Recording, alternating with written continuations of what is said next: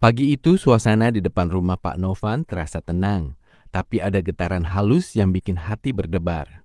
Sena sudah berdiri menunggu di dekat mobilnya yang gagah, mengenakan baju coklat rapi. Tak lama Davina keluar dari rumah dengan busana senada, seolah alam pun menyatukan mereka. Davina langsung menegurnya dengan nada manja tapi penuh rasa bersalah.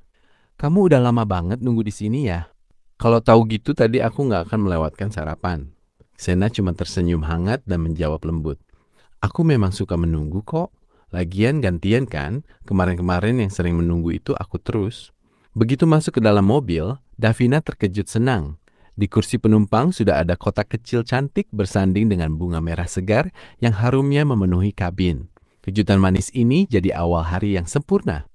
Suasana hangat itu berlanjut sampai ke kantor. Saat masuk ruang kerja, sahabatnya langsung terpaku melihat kilau indah di pergelangan tangan Davina. Jam baru ya? Bagus banget, serunya kagum. Wajah Davina memerah tersipu sambil menjawab singkat. Hadiah dari Sena. Namun di sisi lain, bayang bahaya mulai merayap.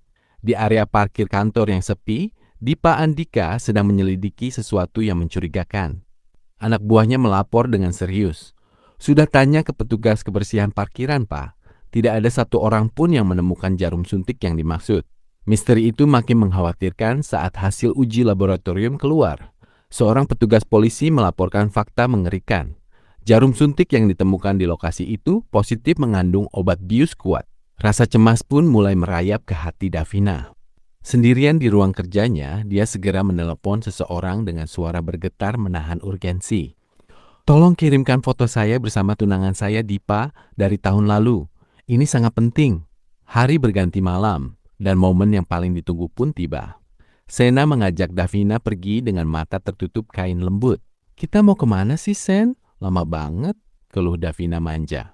Ikut saja arahku, sebentar lagi sampai, jawab Sena lembut sambil menuntun langkahnya pelan-pelan. Kanan sedikit, lurus terus, berhenti sebentar. 3, 2, 1. Boleh buka matanya sekarang. Saat kain penutup mata dilepas, Davina ternganga tak percaya. Mereka berada di rooftop gedung yang dihias begitu indah. Lampu temaram berkelap-kelip menciptakan suasana seperti di dalam mimpi. Ingat tempat ini tidak? Bisik Sena lembut. Dulu malam pertama kamu bawa saya ke sini, ke acara ulang tahun keluarga Kusuma Putra.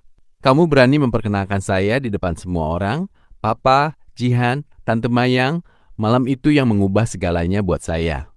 Davina tersenyum haru. Kenangan lama kembali hidup jelas di benaknya. Davina tersenyum haru. Kenangan lama kembali hidup jelas di benaknya. Saya minta maaf ya. Maaf selama ini saya sering bingung, sering diam tanpa kata, dan bikin kamu menunggu tanpa kepastian.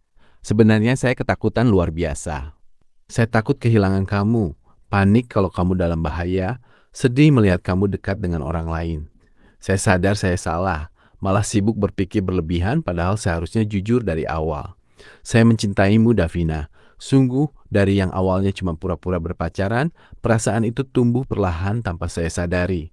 Kasih sayang dan cinta ini tumbuh kuat dan menetap di hati saya selamanya. Air mata bahagia hampir menetes dari mata Davina. Ini benar-benar kamu katakan sendiri, bukan mimpi, tanyanya ragu takjub.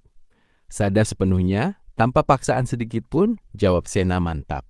Namun sekejap senyum di wajah Davina memudar saat Sena menunduk ragu-ragu. Tapi ada satu hal yang harus saya sampaikan jujur. Apa itu, Sen? Desak Davina pelan. Saat ini saya belum bisa memberikan status resmi apapun untuk kita. Tugas dan target operasi saya masih berjalan. Aturan kerja saya melarang hal ini. Tapi tembok pertahanan saya sudah runtuh semua, Davina. Saya tidak bisa lagi menahan perasaan ini sendirian. Dia menatap memohon penuh harap. Beri saya waktu ya. Selesai misi saya tuntas sepenuhnya, saya janji akan datang kembali dan memberikan segala kepastian dan status yang kamu harapkan. Cukup 1 bulan saja. Tolong beri saya waktu 1 bulan. Hati Davina bergejolak campur aduk antara kecewa, bingung, dan haru. Namun satu pertanyaan yang paling berat selama ini akhirnya berani dia lontarkan. Selama ini saya takut sekali target operasi rahasiamu itu tidak mungkin menyangkut orang yang paling saya sayangi, bukan? Apakah target itu ayahku, Pak Novan?